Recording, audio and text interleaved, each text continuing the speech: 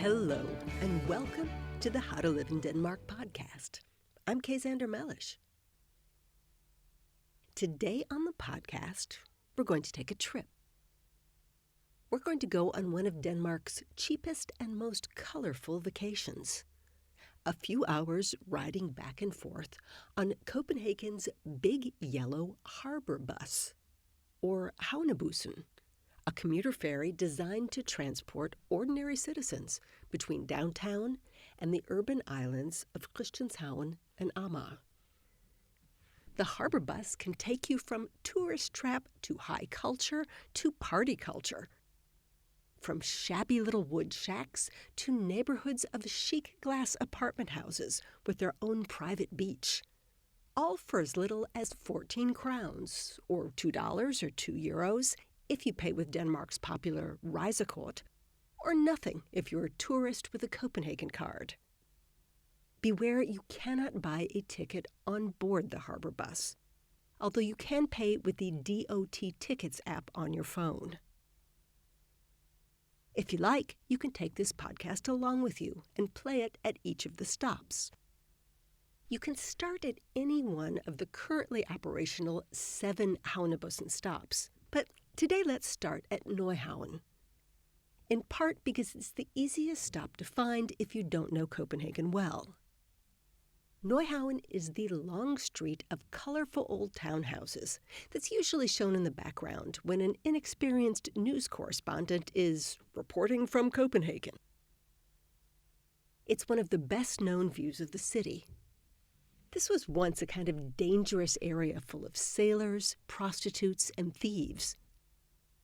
But these days, the only thieves are the touristy restaurants here when they get their hands on visitors' wallets.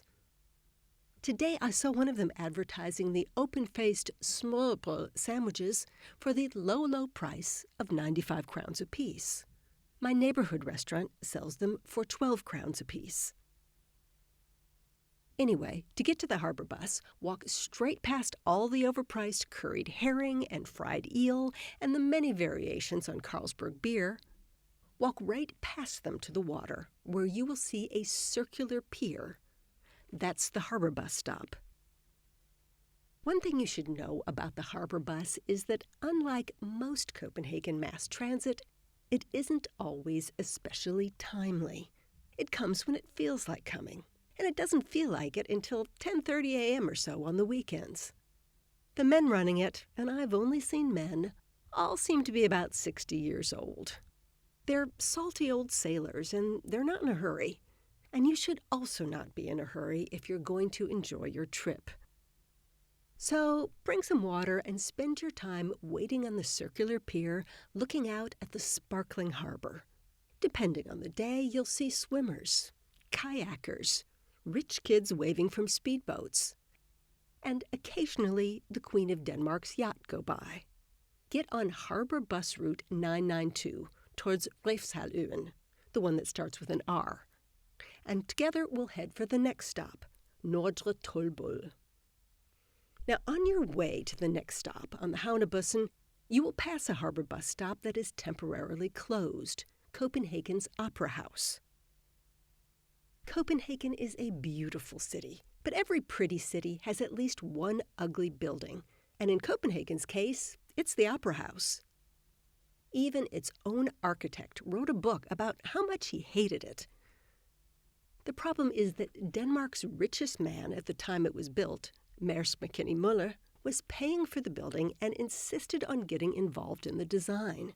For example, he visited opera houses all over Europe to test out the seats, so the seats in his opera house would be the most cushy and most comfortable possible. He also insisted on having metal bars across the glass facade, making the whole thing look like some kind of giant bread toaster. In fact, the locals call it the toaster because it looks like it has a piece of bread coming out the top. It's a mess, at least on the outside. The inside is nice, though. Anyway, today we will just cruise by. Next stop, Nordre Toldbod. Nordre Toldbod is an old customs area that is now a mix of great tourist stops and expensive partying opportunities. Don't worry, we'll have cheaper partying opportunities at the next stop. The tourist stuff includes the Little Mermaid statue, which, as I've written about elsewhere, is very, very small. Plus the beautiful English church, the lovely Gefjon fountain, and the beautiful park surrounding the fort at Kastellet, which has a big windmill and a working outpost of the Danish army. You'll see men in uniform here. But for me, the most interesting thing to see at Nordre Toldbod is the new Museum of Danish Resistance. That would be resistance to the Nazi occupation in World War II. The museum just opened last year. The old one burned down, and it is just the kind of museum I like. Small, so you can see it in an hour. And then have cake in the cafe. It tells the story of the Danish experience during World War II, and using multimedia and moving images, it introduces you to different actual Danes and lets you follow their experiences as the Nazi occupation develops. For example, there's a young engineering student. You meet him at the beginning when the Nazis visit his school, and they make him pretty angry. And then you meet him later when he joins the resistance. And then later when he becomes a saboteur, attacking Nazi installations. And then you see the actual shirt he was wearing when the Nazis shot him. There's a bullet hole at the back of the neck. One of the things I like best about this museum is that it doesn't hide the fact that at least 7,000 Danes not only sympathized with the Nazis, but joined them. In fact, one of the real Danes you meet is a Nazi. He goes to fight with the Germans on the Eastern Front, and then comes back to Copenhagen to become an assassin. So I can recommend this museum, which is entirely underground. Get it? It's about the Danish underground, and the museum is underground. And I love the pricing structure. 95 crowns for an adult, but only 85 crowns if the adult is accompanied by a child. There are several little cafes and restaurants around Nordre Toldbod, but things tend to be expensive here because this is the headquarters of Maersk, Denmark's largest company, and everything is priced for their well-paid employees. If you don't mind spending money, the Toldbod restaurant here has a great party scene right by the water. For a better selection of cheap but tasty food, let's get back on the Havnebussen and proceed to the next stop, Refshaleøen. When the harbor bus pulls up to Refshaleøen, you might not be too impressed. This looks like a meadow, you may say. And you would be right. The bus stop is in an empty area of this former industrial district. But you should get off the boat anyway, because there's a lot of fun stuff to do here. Back in the day, Refshaleøen was a boatyard. For more than 100 years, ships and ship propellers and ship motors were built here by thousands of workers. The shipyard closed in the 1990s, and when I first moved to Copenhagen, I used to ride out here in the summer and look in all the broken windows of the abandoned buildings. It was very quiet, and the grass and the flowers grew wild. Then, slowly, Refshaleøen started to become a recreational area, with indoor golf, climbing walls, an art museum, and fancy restaurants like Noma, once ranked as the world's best restaurant. Refshaleøen still has a really fun, funky, post-industrial vibe. My favorite part of Refshaleøen is Refen, the street food market, with dozens of booths with food from all over the world. Indian food, African food, hamburgers and hot dogs, Belgian food, ice cream, pizza, Moroccan food, whatever you want. Plus alcohol, beer, wine, sangria. You can get whatever you like and relax on the sand listening to the DJ, or sit on beach chairs, or at picnic tables overlooking the water. This is a fabulous summer experience, and it's suitable for everyone. Officially, it opens at noon, but I find a lot of the booths aren't entirely open before 1 or 2. During the day, you'll see a lot of families and older tourists. Later, it becomes more of a party spot for young adults. Anyway, to find the fun part of Refshaleøen, just follow the crowds and the music when you get off the Havnebussen. Or if there are no crowds, just go along the water. You'll cross a canal on a specially made iron bridge, and all the good stuff is right on the other side. Back on the boat, the next stop is Knippelsbro, or Knippel's Bridge, named after Mr. Knipp, who once sat in the control tower that opens and closes the bridge. The current control towers, green copper towers in a cool Art Deco style, were built on Leifshalvön, the last stop, back in its industrial heyday. Knippelsbro is the place you can get off the harbor bus and explore Christianshavn. Christianshavn is one of the loveliest parts of Copenhagen, with lots of 17th century houses and pretty canals. If you can't fill up your Instagram here, you can't fill it anywhere. Alternately, you can go for a more authentic local approach and visit the Eiffel Bar, one of Denmark's working-class brown bars. The Eiffel has been serving drinks since 1736, and I don't think they've updated their decor the whole time. Very authentic. Another good thing to visit on Christianshavn is the original home of Laukehuset, the most popular bakery chain in Denmark, which is now expanded to London and New York City under the name Ola & Steen. Back in the day, when I lived on Christianshavn, there was only this one original Laukehuset. It was packed every day and beyond packed on weekends. People would come from all around to get their bread there, and you'd sometimes wait an hour or so holding a little paper number in your hand. It's interesting to note the word Laukehuset translates to layer cake house, which you would assume refers to the bakery's product, some cakes, right? But it doesn't. It refers to the building in which the first bakery is located, which supposedly looks like a layer cake. Personally, I don't see it, but whatever. The building is the layer cake house, not the bakery. A personal note, Knippelsbro was one of my favorite stops when I was doing the harbor boat trip because we met a bride and groom celebrating their wedding on the harbor bus. Now, that's a way to save money for the honeymoon. The next stop is the Royal Library, or the Black Diamond, one of the city's least friendly buildings.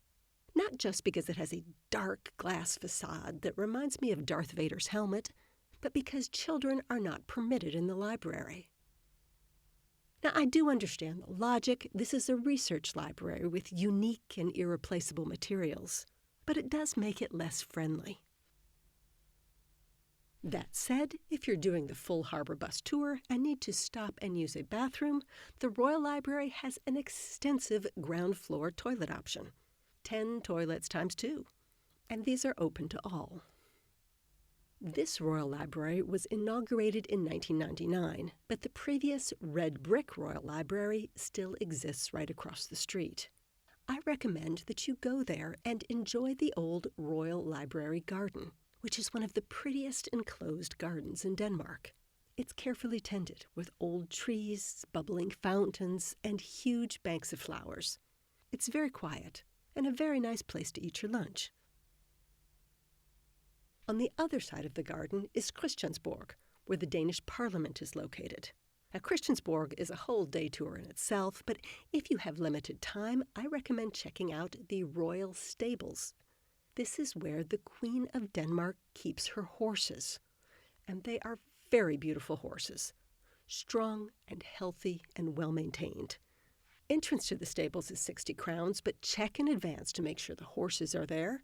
During the summer, the horses go on a long vacation, just like all Danes. Sometimes you can see the horses for free, outside, getting some exercise, or being harnessed to one of the Queen's carriages for a trip around town. Back to the Royal Library harbor bus stop. In the summer, you can see a lot of Danes sunbathing half-dressed by the water outside the Royal Library. Very interesting contrast between the life of the mind versus the life of the body. And a little bit further south across the water, you'll see the official swimming area at Islandsbrygge. It's one of Copenhagen's great prides that this urban harbor is clean enough to swim in.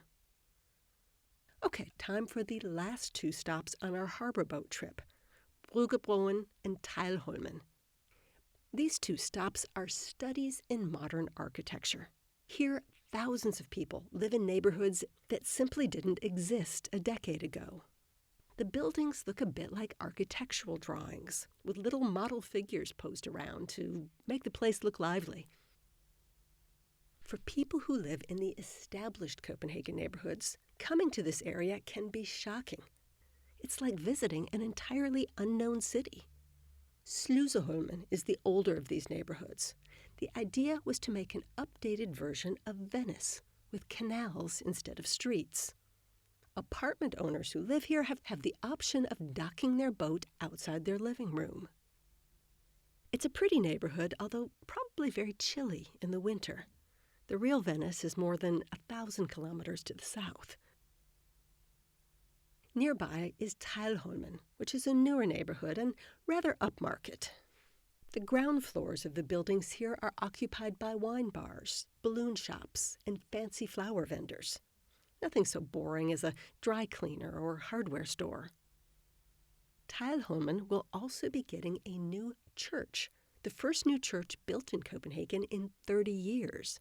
Danes are a lot less religious than they used to be, but confirmations and weddings are still big business.